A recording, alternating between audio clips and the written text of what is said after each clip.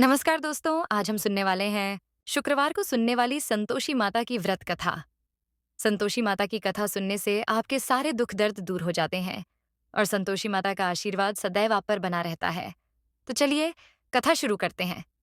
यदि दोस्तों आपने अभी तक हमारे यूट्यूब चैनल को सब्सक्राइब नहीं किया है तो सब्सक्राइब करें और बेल आइकन को जरूर दबाएं, क्योंकि इससे हमारी आने वाली सभी वीडियो का नोटिफिकेशन आप तक पहुंच जाएगा।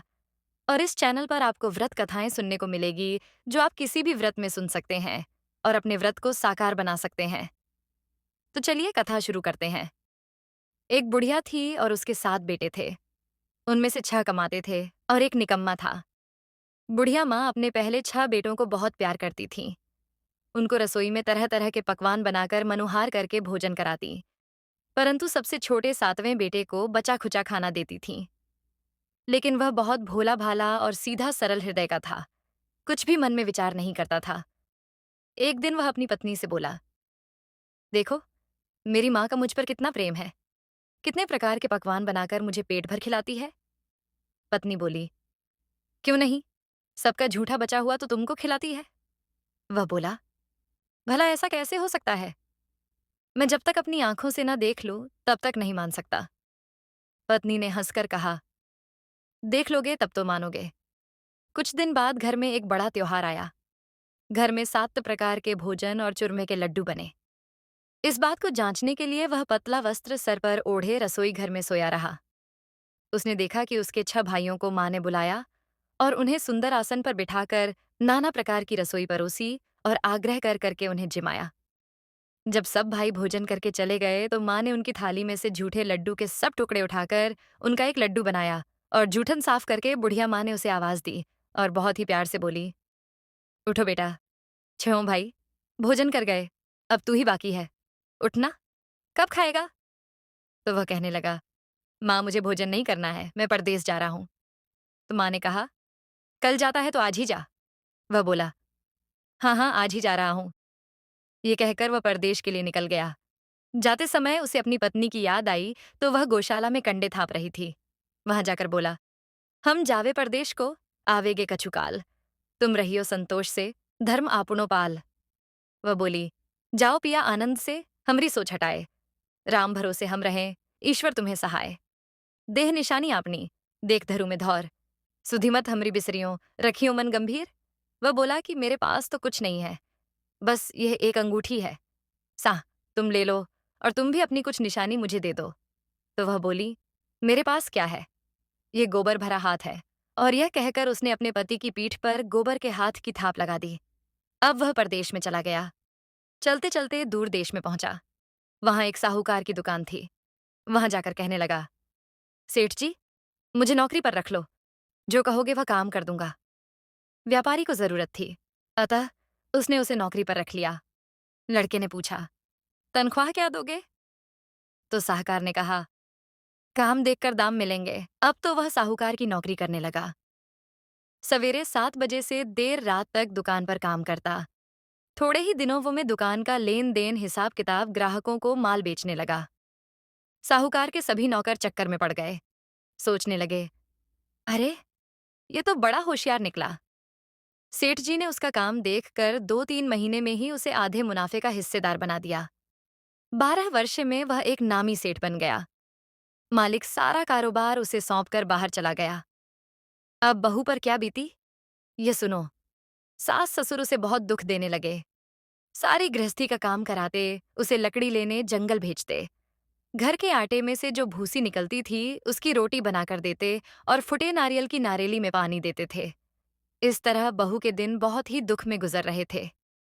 एक दिन वह लकड़ी लेने जंगल में गई तो वहां बहुत सी स्त्रियां संतोषी माता का पूजन कर रही थीं। वह वहां खड़ी होकर उनसे कथा सुनने लगी और उसके बाद पूछने लगी, बहनों, तुम किस देवता का व्रत पूजन कर रही हो और इसके करने से क्या फल मिलता है? तब एक स्त्री बोली, सुनो, यह संतोषी माता का व्रत है। इसके करने से निर्धनता और दरिद्रता का नाश होता है, घर में शांति आती है, मन की चिंताएं दूर होती हैं, घर में सुख आने से प्रसन्नता और शांति मिलती है। निपुत्री को पुत्र मिले, स्वामी बाहर गया हो तो शीघ्र ही घर आवे, कुंवारी कन्या को मनपसंद वर मिले, राज दरबार में बहुत दिनों से मुकदमा चल रहा हो तो वह खत्म हो जावे, शांति आवे, घर में धन जमा हो, पैसा जायदाद का लाभ हो, रोग दूर हो जावे और जो भी कुछ मनोकामना हो, वह सब संतोषी माता की कृपा से पूरी हो जावे। इसमें कोई संदेह नहीं। तब बहू पूछने लगी, ये व्रत कैसे किया जाता है? ये भी बताओ। तो वे स्त्रियां कहने लगीं, सवा आने का गुड़ चना लेकर, इच्छा हो तो सवा 5 आने का या सवा रुपए का, सहूलियत के हिसाब से ले लेना। बिना परेशानी, श्रद्धा और प्रेम से जितना बन सके सवाया लेना। हर शुक्रवार को निराहार रहकर पूजन करके कथा सुन, बीच में नियम न टूटे। कथा सुनने वाला कोई न मिले तो स्वयं घी का दीपक जला, उसके आगे या जल के कलश को भरकर उसके आगे कथा पढ़ना। जब कार्य सिद्ध हो जावे तब व्रत का उद्यापन करना। 3 माह में माता इच्छा पूरी कर देती है। उद्यापन में मैदे के खाजे, खीर, पूरी, चने का साग बनाकर 8 लड़कों को भोजन कराना। जहां तक हो सके देवर, जेठ, भाई, बंधु, कुटुंब के लड़के लेना। कुटुंब के ना मिले तो रिश्तेदार और पड़ोसियों के लड़कों को बुलाना। उन्हें भोजन कराकर दक्षिणा देना, किंतु नगद न देकर अन्य कोई या फल देना। ध्यान रहे कि इस दिन घर में कोई खटाई न खा पावे। यह सुन बहू चल दी। रास्ते में लकड़ी के बांज को बेच दिया और उन पैसों से गुड़ चना ले माता के व्रत की तैयारी कर आगे चली तो सामने मंदिर देख पूछने लगी, ये मंदिर किसका है? लोगों ने बताया, संतोषी माता का मंदिर है। ये सुन उस मंदिर में जाकर माता के चरणों में जा गिरी और दीन होकर विनती करने लगी, हे माँ, मैं निपट अज्ञानी हूँ, व्रत के नियम को जानती नहीं। मैं बहुत दुखी हूँ, हे माता, हे जगजननी, मेरे दुख दूर केर, मैं तेरी शरण में हूँ। ये सुनकर माता को दया आ गई और एक शुक्रवार बीता ही था कि दूसरे शुक्रवार को उसके पति का पत्र आया और तीसरे को उसका भेजा हुआ पैसा आ पहुंचा। ये देख जेठ जेठानी मुंह सिकोड़ने लगे और कहने लगे, इतने दिनों में इतना सा पैसा आया। उनके बच्चे ताने देने लगे, अब तो काकी बुलाने से भी नहीं बोलेगी। बेचारी सरलता से कहती कि भैया पत्र आवे, रुपया आवे तो हम सबके लिए अच्छा है। ऐसा कहकर आंखों में आंसू भरकर माता के मंदिर में जा मातेश्वरी के चरणों में गिरकर रोने लगी। हे माँ, मैंने तुमसे पैसा कब मांगा था? मुझे पैसे से नहीं अपने सुहाग से काम है। मैं तो अपने स्वामी के दर्शन और सेवा मांगती हूँ। तब माता ने प्रसन्न होकर कहा, जा बेटी, तेरा स्वामी आवेगा। तो यह सुन वह खुश होकर घर आकर काम करने लगी। अब तो संतोषी माता ने विचार किया कि इस भोली भाली पुत्री को मैंने कह तो दिया कि तेरा पति आवेगा, पर वह आवेगा कहाँ से? उसे याद दिलाने के लिए मुझे ही जाना पड़ेगा। इस तरह माता बुढ़िया के बेटे के पास जा स्वप्न में प्रकट होकर कहने लगी, साहूकार के बेटे, सोता है या जागता है? तो वह बोला, माता सोता भी नहीं है, जागता भी नहीं हूं, मैं तो बीच में ही हूं, कहो क्या आज्ञा है? तो माँ बोली, पुत्र, तेरी स्त्री बहुत कष्ट में है, तेरी माँ उसे बहुत दुख दे रही है, वह तेरे लिए तरस रही है। वह बोला, माँ, मुझे मालूम है, परंतु मैं जाऊं तो जाऊं कैसे? परदेस की बात है, लेन देन का कोई हिसाब नहीं, कुछ समझ नहीं आता कि जाऊं कैसे। माता कहने लगी, मेरी बात मान, सवेरे नहा धोकर मेरा नाम ले, घी का दीपक जला, दंडवत कर दुकान पर जा बैठना। देखते ही देखते सारा लेन देन सब छुप जाएगा, सारा जमा माल बिक जाएगा और सांझ ढलते ढलते धन का ढेर लग जाएगा। जब सवेरे जल्दी उठ उसने लोगों से सपने की बात कही तो उसकी बात अनसुनी कर खिल्ली उड़ाने लगे, कहीं सपने भी सच होते हैं? एक बूढ़ा बोला, देख भाई, मेरी बात मान, इस तरह सांझ झूठ के बदले माता ने जैसा कहा वैसा करने में तेरा क्या जाता है? तो बड़े की बात मान, नहा धोकर संतोषी आता को दंडवत कर घी का दीपक जलाकर दुकान पर जा बैठा। थोड़ी देर में वह देखता है कि देने वाले रुपया लाने लगे, लेने वाले हिसाब चुकता करने लगे। कोठे बड़े सामानों के खरीदार नकद सौदा करने लगे। शाम तक धन का ढेर लग गया। माता का चमत्कार देख प्रसन्न हो मन में माता का नाम ले घर जाने के वास्ते गहना कपड़ा खरीदने लगा। वहां के कामकाज से निपट कर तुरंत घर को रवाना हुआ। उधर बह बेचारी जंगल में लकड़ी लेने जाती तो लौटते समय मंदिर में विश्राम करती है। यह तो उसके रोज रुकने का स्थान ठहरा। दूर धूल उड़ती देख वह माता से पूछती है, हे माता, यह धूल कैसे उड़ रही है? माँ कहती है, हे पुत्री, तेरा पति आ रहा है, अब तू लकड़ी के 3 गट्ठे बना, एक नदी के किनारे, दूसरा मंदिर के पास और तीसरा अपने सिर पर रख। तेरे पति को लकड़ी का गट्ठा देख मोह पैदा होगा। वह यहाँ रुकेगा, भोजन बना खाकर माँ से मिलने जाएगा। तब तू लकड़ी का गट्ठा उठाकर जाना और बीच चौक में गट्ठा डालकर 3 आवाजें जोर से लगाना। लो सासू जी, लकड़ी का गट्ठा लो। भूसे की पट्टी और नारियल की खोपड़ी में मानो दो। आज मेहमान कौन आया है? माँ की यह बात सुन वह बहुत अच्छा माता कहकर प्रसन्न हो लकड़ी के 3 गट्ठे लेकर आ गई। एक नदी किनारे, एक माता के मंदिर पर रखा। इतने में एक मुसाफिर आ पहुंचा। सूखी लकड़ी देख उसकी इच्छा हुई कि वह यहाँ रुककर विश्राम करे, भोजन बना खा पीकर गांव को जावे। ऐसा सोचकर वह भोजन बना, खा पीकर विश्राम करके घर को गया। सबसे प्रेम से मिला। उसी समय बह सिर पर लकड़ी का गट्ठा लिए आती है और आंगन में लकड़ी का गट्ठा डालकर जोर से 3 आवाज लगाती है। लो सासू जी, लकड़ी का गट्ठा लो और भस्से की रोटी और नारियल के खोपड़े में पानी दो। आज मेहमान कौन आया है? तो उसकी आवाज सुनकर उसकी सास बाहर आती है और अपने दिए हुए कष्टों को भुलाने के लिए कहती है कि बहू ऐसा क्यों कहती है? तेरा पति ही तो आया है। आ बैठ, मीठा भात खा, भोजन कर, कपड़े गहने पहन। इतने में आवाज सुनकर उसका पति बाहर आता है। अंगूठी देख व्याकुल हो जाता है और माँ से पूछता है, माँ, ये कौन है? माँ कहने लगी, बेटा ये तेरी बहू है। आज 12 वर्ष हो गए। जब से तू गया है, तब से सारे गांव में जानवर की तरह भटकती फिरती है। घर का कामकाज कुछ नहीं करती। 4 समय आकर खा जाती है और अब तुझे देखकर भूसी की रोटी और नारियल की खोपड़ी में पानी मांगती है। बेटा लज्जित होकर बोला, ठीक है माँ, मैंने इसे भी देखा है और तुम्हें भी। अब तो मुझे दूसरे घर की चाबी दो तो मैं उसमें रहूं। माँ बोली, ठीक है बेटा, जैसी तेरी इच्छा। यह कहकर चाबी का गुच्छा पटक दिया। उसने चाबी ले दूसरे मकान में अपना सारा सामान जमाया। एक ही दिन में वहां राजा के महल जैसा ठाट बाट हो गया। अब क्या था, बहू सुख भोगने लगी। इतने में अगला शुक्रवार आया। बहू ने अपने पति से कहा, मुझे संतोषी माता का उद्यापन करना है। पति बोला, बहुत अच्छा, खुशी से करो। वह तुरंत उद्यापन की तैयारी करने लगी। जेठ के लड़कों को भोजन के लिए कहने गई।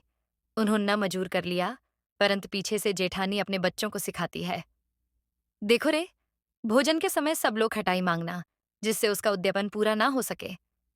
लड़के भोजन करने आए, पेट भर खीर खाई। लड़के कहने लगे, हमें खटाई दो, हमें खीर खाना नहीं भाता, देखकर अरुचि होती है। बहू कहने लगी, खटाई किसी को नहीं दी जाएगी। तो लड़के के उठ खड़े हुए और बोले, पैसे दो। भोली बहू कुछ नहीं जानती थी, सो उसने पैसे दे दिए। बच्चे उन पैसों से इमली लाकर खाने लगे। यह देखकर बहू पर माताजी ने कोप किया। राजा के दूत उसके पति को पकड़ कर ले गए। जेठ जेठानी मनमाने खोटे वचन कहने लगे, साला लूट लूट कर धन इकट्ठा कर लाया, अब सब मालूम पड़ जाएगा जब जेल की हवा खाएगा। बहू से यह वचन सहन नहीं हुए। बहू रोने लगी और रोते रोते माता के मंदिर को गई। माता से बोली, हे माता, तुमने ये क्या किया? मुझे अब क्यों रुलाने लगी? माता बोली, हे पुत्री, तूने उद्यापन करके मेरे व्रत के नियम को भंग किया है। तूने इतनी जल्दी सब बातें भुला दी। वह बोली, माँ मुझे क्षमा कर दो, मैं फिर से उद्यापन करूंगी। माँ बोली, अब भूल मत करना। वह बोली, माँ वे कैसे आएंगे? तो माँ बोली, जा पुत्री, तेरा पति तुझे रास्ते में आता मिलेगा। वह घर को चली। उसका पति उसे रास्ते में मिला। तो उसने पूछा, आप कहाँ गए थे? तो वह कहने लगा कि इतना धन जो कमाया था उसका कर राजा ने मांगा था। वह कर जमा कराने गया था। तो वह प्रसन्न होकर बोली, भला हुआ, अब अपने घर को चले। कुछ दिन बाद फिर से शुक्रवार आया। वह अपने पति से बोली, मुझे संतोषी माता का व्रत का उद्यापन करना है। पति ने कहा, खुशी से करो। वह पुनः जेठ के लड़कों को न्योता देने गई। जेठानी ने पीछे से अपने बच्चों को सिखाया कि तुम पहले की तरह खटाई मांगना। तभी लड़के कहने लगे, हमें खीर खाना नहीं भाता है, खटाई खाने को दो।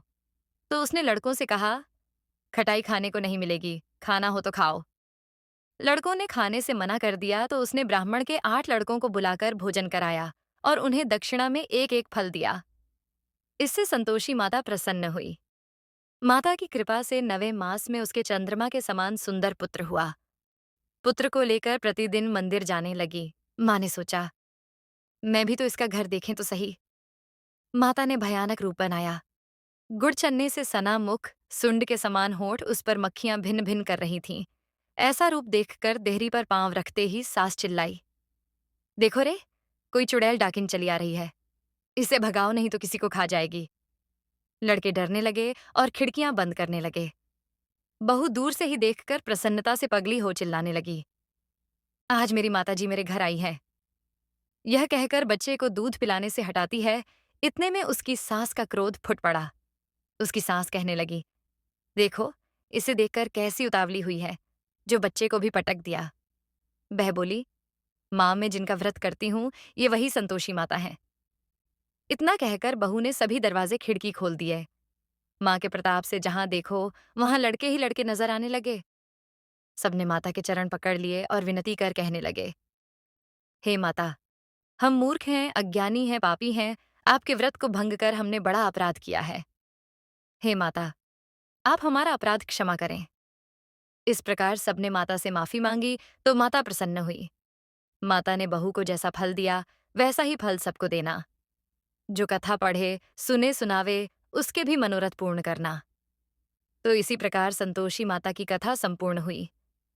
यदि कथा अच्छी लगी हो तो वीडियो को लाइक करो और ऐसी ही कथा सुनने के लिए हमारे YouTube चैनल को सब्सक्राइब करें।